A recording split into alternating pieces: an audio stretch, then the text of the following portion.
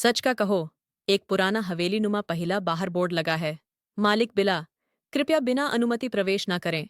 एक रात वहीं से चिक्स सुनाई देती है। सुबह होती है तो घर के मालिक विनोद मालिक की लाश ड्राइंग रूम में मिलती है। पूरे शरीर पर सफेद चादर डली होती है, मानो किसी ने उसे सच का कफन पहनाया हो। इंस्पेक्टर समीर राठौर केस की जांच शुरू करते हैं।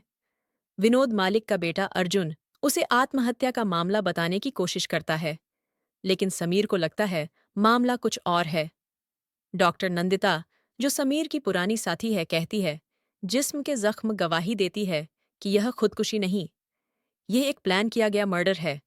लेकिन जिसने मारा है उसने सबूत को दफना दिया है, जैसे कि किसी ने उस पर सच का कफन डाल दिया हो।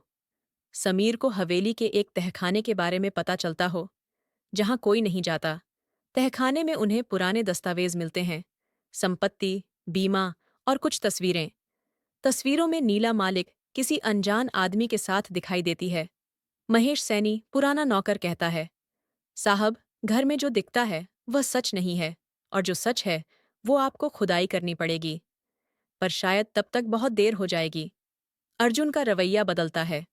वह बार बार अपने पिता के फैसले से सहमति दिखाता है। नीला मालिक अपने कमरे में किसी से छिपकर बात करती है। फोन रिकॉर्डिंग से पता चलता है कि वह किसी को बार बार कह रही है, वो सच बाहर आ गया तो हम सब बर्बाद हो जाएंगे।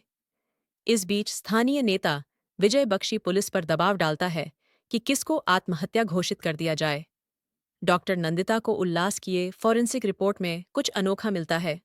मौत का समय वही है, लेकिन खून में एक नशीला पदार्थ था जो बाहर से किसी को पता नहीं चल सकता। नीला मालिक ने हाल ही में एक बड़ी बीमा पॉलिसी खरीदी थी। अर्जुन ने भी अपने पिता से कुछ छुपाया था, एक गुप्त प्रेम संपत्ति और पैसों की किल्लत।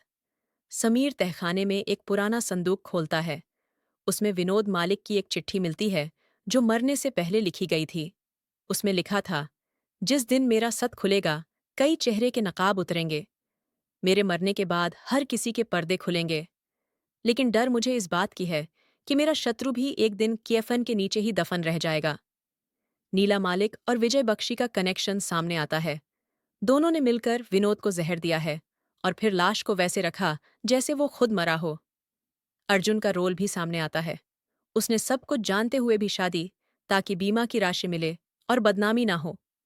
महेश सैनी, जो सब जानता था, अब आगे आता है और गवाही देता है।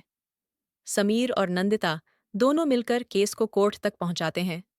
नीला और विजय गिरफ्तार होते हैं। अर्जुन को ऐसे अपराधी के रूप में सजा मिलती है। विनोद मालिक की कब्र पर फूल चढ़ाते हुए समीर कहता है, आपका सच अब कौफन में नहीं, इंसाफ की किताबों में दर्ज है। नंदिता पीछे से जोड़ती है, हर सच को कम्फन नहीं मिलता, कुछ सच कुछ कन्फन को फाड़कर बाहर निकल आते हैं। संगीत।